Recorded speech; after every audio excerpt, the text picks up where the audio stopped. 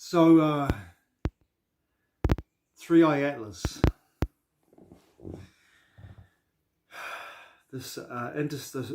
Well, we're told it's an interstellar object that's moving through our inner solar system. It has been doing for a few months now. There's so much supposition and projection around this being an artificially intelligent drone sent from another part of the galaxy to move through our inner solar system and check us out, right? And there's so many anomalies around this object that we've never seen before. Well, we've seen them before, but with other interstellar objects. But there's so many anomalies with this object in regards to there's no tail to speak of with this object, like a cometary tail.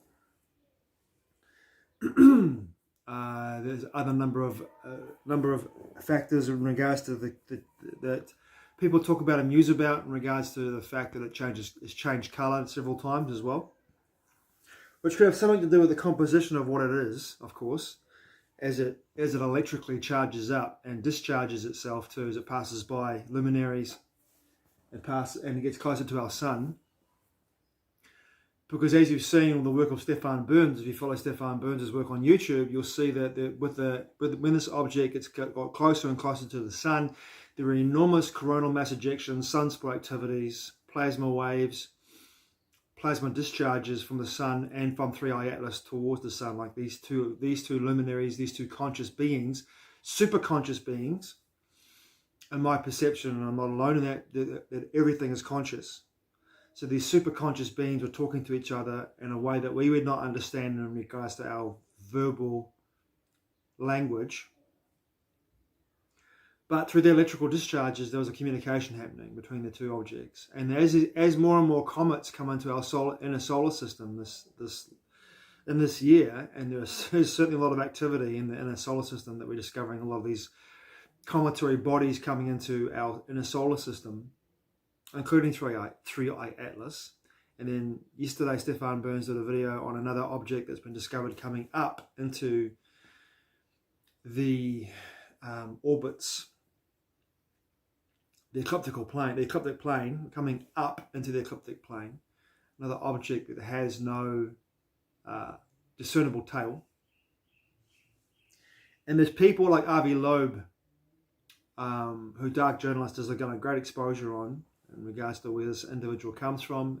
Israeli intelligence, works for the CIA, is part of the Chris Mellon alien threat narrative.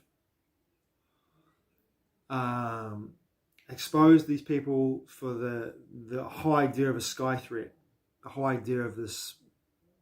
Oumuamua was the first one that Ivy Loeb supposition was a potential alien or extraterrestrial drone with an AI powered interface. They brought it into our inner solar system to check us out, scope us out, with no evidence at all that this is true. And I see a lot of people jumping on board with clickbait on YouTube that are making videos around this as well. And the nature of this object, 3IATLAS, is actually a Pleiadian spacecraft. It's a mothership. It's an alien drone. So many people making clickbait and massive suppositions and projections around what this object is. I don't know what it is, but I do know there are people with boots on the ground that give us a lot more evidential and perhaps more aligned perspectives of what this object really is and how it affects us in regards to our point of awareness and consciousness, which is where I want to come back to, right? A point of awareness and consciousness, what this object is. If we look at the Gnostic texts and the idea that Ohoakebooks has created a simulation of prime reality, a hack of prime reality, as David Icke calls it. If we look at that prospect, that what they talk about, the ring past night, the Ouroboros, where this simulation of Ohoakebooks, this false light god, which can be perceived in many, many, many levels to be a number of, contain a number of attributes. Let's say and for the sake of this video, Yaldabaoth is actually the simulation. It is the simulation, and that simulation is created by a form of artificial intelligence, interdimensional from a lower fourth dimension, which I also wrote about in a book called United in 2014 to 2016, published a book in 2016. It's the bookend of my Shadow and Soul series, Entwine being the first book in the Shadow and Soul series, and United is the end of that Shadow and Soul series. And the book ends both ends of that Shadow and Soul series. All the rest of my books are in the middle of it. But United, when I wrote it, when I channeled that information, a lot of that information came from David Icke's work, but a lot of it came from my own tuning into the energies of this. And I could see that this interdimensional AI had possessed physical biology, holographic forms through a form of nanotech. And what do you know? Hey presto, 2020, 2021 and onwards, we have these injectables with what? Self-replicating nanotech. But back to Yaldabaoth. Yaldabaoth can be perceived as a simulation, right? So the ring past not in the Gnostics' gnosis, knowledge, was the extent of Yaldabaoth's simulation, right? Of the hack of prime reality. Now, my question then becomes, did this object called 3IATLAS come outside of the simulation? Has it come into the simulation? My question is that. Has it come from outside the simulation into the through the ring past not and into the simulation? And if it has done that, how does that affect points of awareness who aren't misdirected, who aren't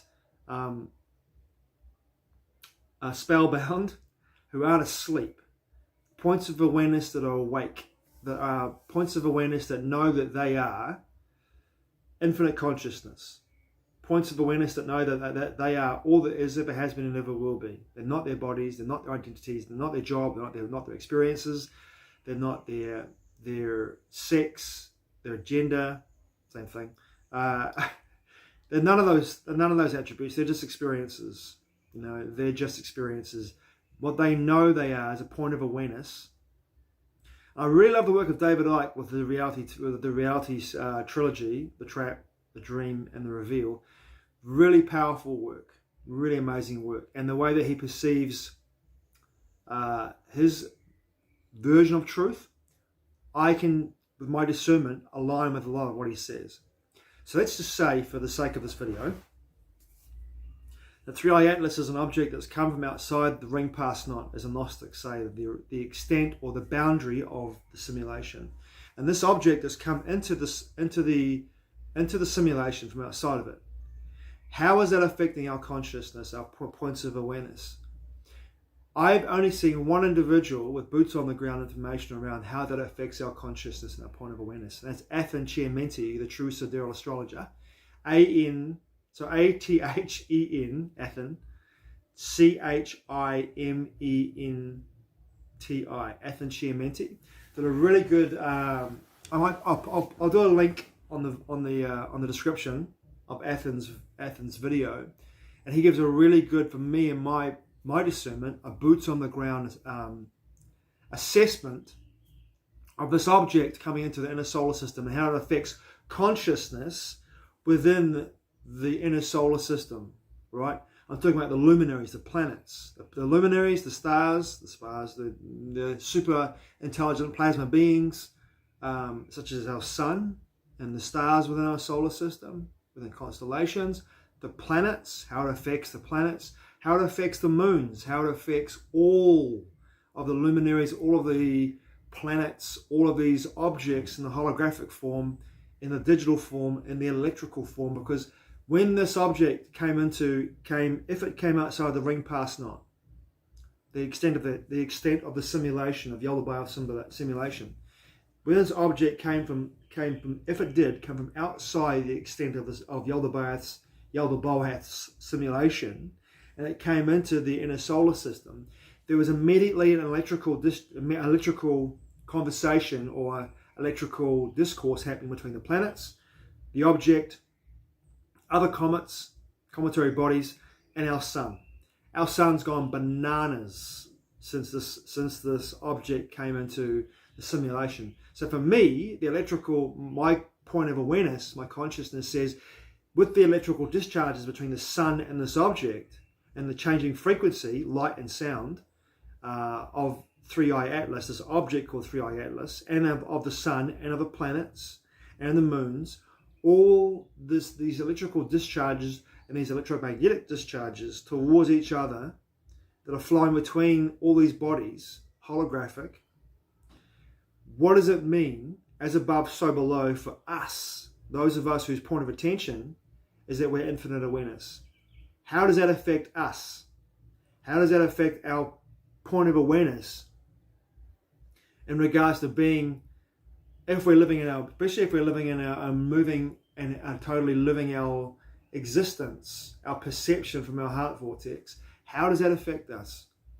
How is that affecting us? And my experience in the last few months with the knowledge of this object moving through the outer solar system, outer and inner solar system, into the simulation, so to speak, my experience is that I've had many nights I've had huge energetic uplifts that when I was asleep in my bed, in my van, I've had these moments where I've suddenly felt this huge surge of energy moving through my body. And I've woken up and gone, whoa, whoa, whoa, and I suddenly feel wide awake. Or I have a deep downloaded experience where I have a massive insight that comes into my awareness around a particular topic. Or I'm triggered in a dream, and when I'm triggered in that dream, I wake up, or I'm in the dream still, and I'm having experiences in that dream, and my dream evolves and moves around and manifests the experiences in my dream around the trigger. So I'm having these experiences, I'm triggered by an experience within the dream, and then my dream begins to unfold as such, and around that one particular seed being planted in my dreams. It's been quite wild since this object's come into the inner solar system. So for me, and my point of awareness is that this object we call 3IATLAS is actually stimulating the simulation in a way that's maybe setting up the when I consider this, and I not necessarily project this, but consider this, and ask the question more importantly, right? Is this object awakening our sun in a way? Because apparently this object comes into our solar system, they estimate, from what I understand, I could be wrong here, every 30,000 years, something like that, right? Well, if you go back 30,000 years from now, from this present moment, that's basically the beginning of that would be the last moment in the cycles, the yuga cycles, where we were entering into ekpyrosis, right? Which is the transformation, what the Greeks call the transformation through fire. 30,000 years ago, around about 30,000 years ago, we were entering into the ekpyrosis and moving towards the ascending Dwapara cycle, right? Which is the Bronze Age and the Greek ages of man, about 30,000 years ago. So this object's come back into our solar system, inner solar system, just as we're going through the same process as we did 30,000 years ago. So for me, if we're living in a simulation, and this is a program in the simulation, it makes sense to me this object would come back in again, activate the sun the way that it has, which of course, as above, so below, the activation of the sun through coronal mass ejections, plasma waves, plasma tornadoes, sunspot activity, has sent these enormous waves of energy, electricity, into the Earth's ionosphere, and of course all the other planets in the solar system as well. Activated those planets to go through a process where we have massive geophysical events, seismic events, volcanic eruptions, weather patterns are changing and shifting. And my feeling is it's like this object has come in as a program to activate this, and to be a part of the activation of the ekpyrosis cycle strongly in its first year of what Bibi-Dev Mishra calls the ekpyrosis experience.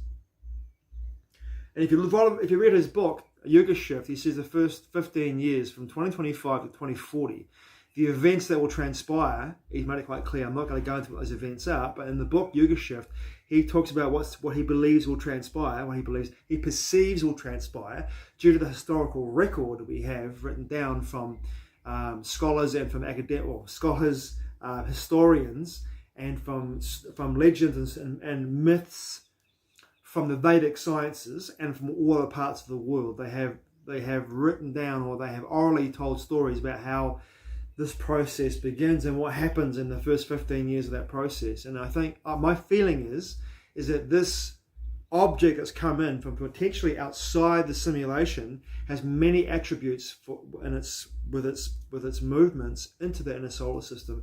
And some of those attributes are awakening consciousness and points of attention to see greater and more expansive points, awareness, expansive perceptions of what's happening, to also allow for the geophysical events that have to happen for this planetary consciousness to be freed of its limitations, of the descending cycles of the yugas, and to break those open and break the shackles off in some way, and to allow our star, our sun, to do its thing by firing out enormous amounts of electrical energy and electromagnetic energy and light and sound towards our planet, activating our planet's consciousness in this way to bring about this process of ekpyrosis. So for me, 3IATLAS is not an alien spaceship. That's just fluff and misdirection.